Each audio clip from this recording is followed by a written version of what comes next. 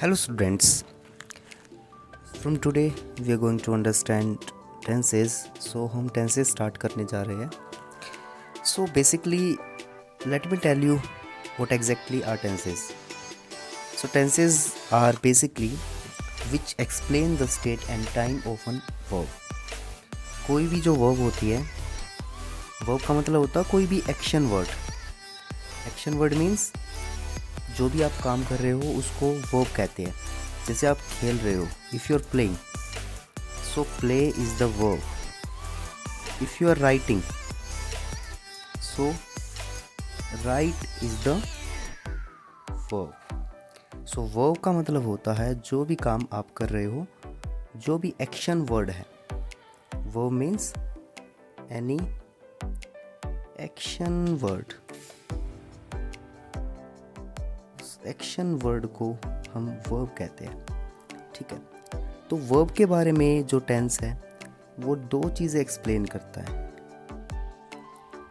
Tense बताता है कि जो वर्ब है उसका टाइम क्या है, मतलब जो भी काम हो रहा है वो किस टाइम पे हो रहा है और उसकी स्टेट क्या है. Know what is meant by state. State का मतलब है कि वो काम किस तरह से किया जा रहा है. So basically tenses tells us about the verb, at what time the verb is taking place and in what manner or in what state the verb is taking place. यानी कि काम है वो कब और किस तरह से how हो रहा है. So ये हमें tense बताता है. एग्जाम्पल मैं यहाँ पे लिखता हूँ, he is moving. इसकी जगह पे वॉकिंग भी लिख सकते हैं. ओके, यहाँ पे जो ये चीज़ है इसको हम हेल्पिंग वर्ब बोलते हैं. और यहाँ पे जो मूव है वो एक वर्ब का काम कर रही है. अब मूव की यहाँ पे फोर्थ फॉर्म का यूज़ हुआ है विच इज़ ing फॉर्म. जो मूव है उसकी जगह पे हमने मूविंग का यूज़ किया है. तो क्वेश्चन यहाँ पे अराइज होता है कि इसकी क्या सिग्निफिकेंस है, यानी कि इज़ का यहाँ पे क्या रोल है और यहाँ पे मूव की फोर्थ फॉर्म ही क्यों लगाई है.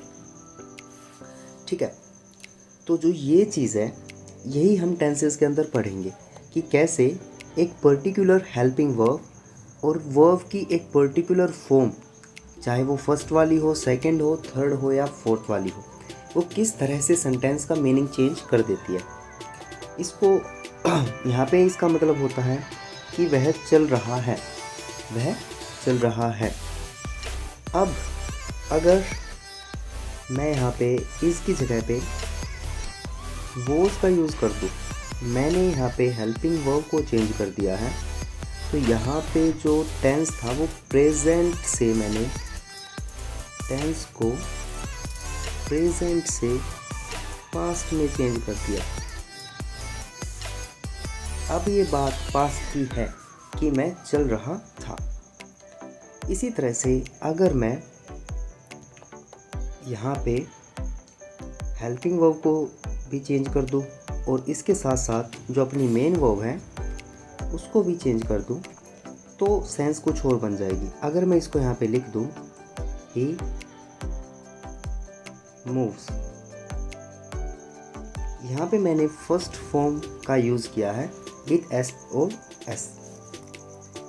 ओके, सो यहाँ पे इसका मीनिंग हो गया कि वह जो मूविंग वाला एक्शन है और वॉक वाला एक्शन है उसको एक पर्टिकुलर टाइम के बाद रिपीट करता है. ठीक है, यहाँ पे मैं डेली लिख सकता हूँ या फिर मैं इस सेंटेंस को ऐसे भी लिख सकता हूँ कि goes on morning walk daily. ठीक है, तो यहाँ पे जो सेंटेंस है वो बदल गया क्योंकि मैंने हेल्पिंग वर्ब है उसको यहाँ से एलिमिनेट कर दिया, हटा दिया.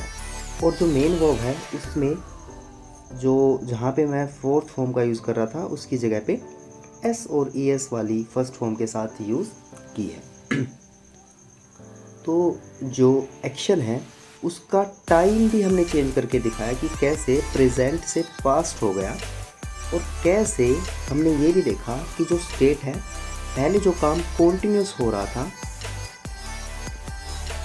हमने यहाँ से दो चीज़ें सीखी, आराम से लिख लेता हूँ मैं।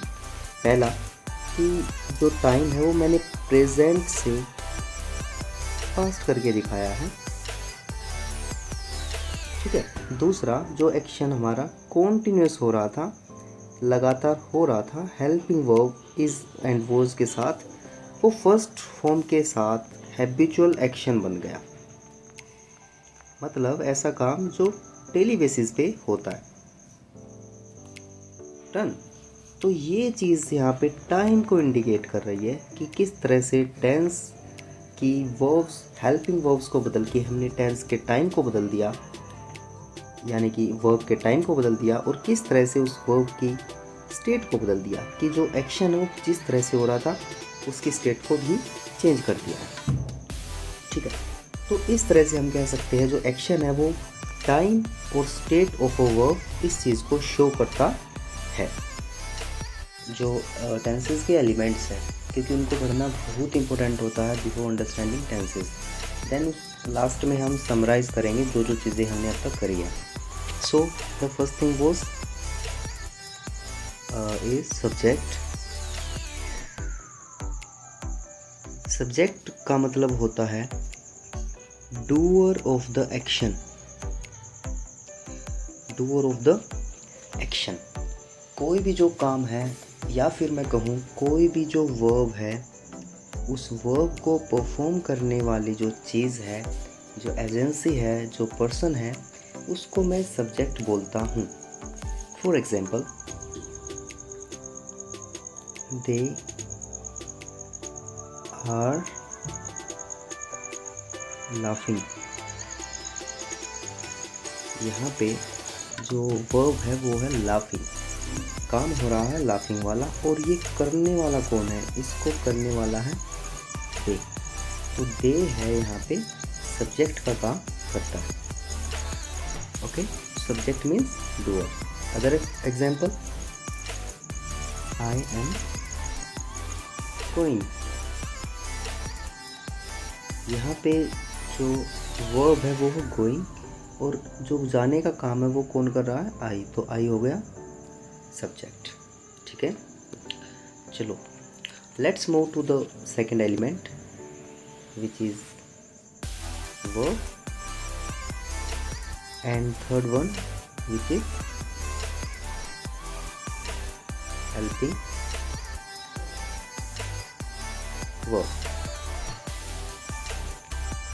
वर्ब का मतलब होता है कोई भी action word. For example, go, play, see, touch. These all things are called verbs. Apart from this, verbs could also show the state of the mind. Example, no.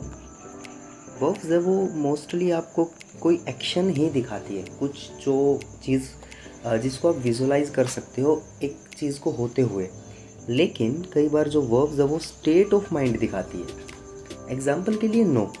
No means जानना। अब जानना अपने आप में कोई काम नहीं है, बट फिर भी हम इसको वर्ब बोलते हैं। इस वर्ब के टाइप को बोलते हैं हम stative verbs. Stative verbs, okay. So verbs का हमने रोल देखा कि किस तरह से वर्ब चेंज हो जाती है टेंस के चेंज होने के लिए। जैसे ही हमें टेंस को चेंज करना पड़ता है, दैट इज़ वाई उसी टाइम पे हम वर्ब को भी चेंज कर देते हैं, ठीक है। It is not always important कि जो वर्ब की फॉर्म है वो चेंज हो, but it changes as per the requirement of the tenses. Okay, now let's move to the third thing which is helping verb. Helping verb का मतलब होता है जो वर्ब की हेल्प करती है उस सेंटेंस के मीनिंग को करेक्ट करने के लिए। हमने एग्जाम्पल में देखा था कि किस तरह से इज़ की जगह वोज का यूज़ हुआ था, जिसमें इज़ और वोज दोनों की दोनों हेल्पिंग वर्ब है, और उसकी वजह से जो टेंस प्रेजेंट में था वही टेंस पास्ट में चेंज हो गया। Let me write the example again. If I am writing I am playing, it means कि जो एक्शन है प्लेइंग वाला वो अभी प्रेजेंट के अंदर हो रहा है, प्रेजेंट। लेकिन अगर मैं इस हेल्पिंग वर्ब को चेंज करके वोज कर दूँ तो जो एक्शन है वो प्रेजेंट को सिग्निफाई ना करके पास्ट को सिग्निफाई करेगा। और ये चीज़ हमें इस वोज से पता चली कि ये पास्ट को शो करता है। ठीक है, तो हेल्पिंग वर्ब का जो मेन एस्पेक्ट होता है, मेन जो एप्लीकेशन होती है वो यही होती है कि ये बताती है कि जो डिफरेंट टाइम है, टाइम जोन्स है टेंसेस के अंदर, वो किस तरह से अलग अलग हेल्पिंग वर्ब का यूज़ करके हम उनको शो कर सकते हैं। एक और चीज़ होती है जिसको हम ऑब्जेक्ट कहते हैं। ऑब्जेक्ट का रोल इतना इम्पोर्टेंट नहीं होता है, but it is a thing to understand. तो थोड़ा सा बेसिक मैं आपको बता देता हूँ। ऑब्जेक्ट मीन्स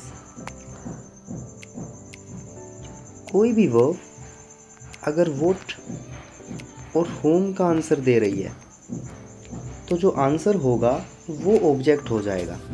वोट का मतलब होता है क्या, और होम का मतलब होता है किसे। एग्जाम्पल मैं लिखूँ यहाँ पे, आई ईट एप्पल्स। सो आप क्वेश्चन कर सकते हो इस वर्ब से, आई ईट वॉट, मैं क्या खाता हूँ। सो द आंसर मिलेगा एप्पल्स। तो यहाँ पे एप्पल्स ऑब्जेक्ट है। Another example,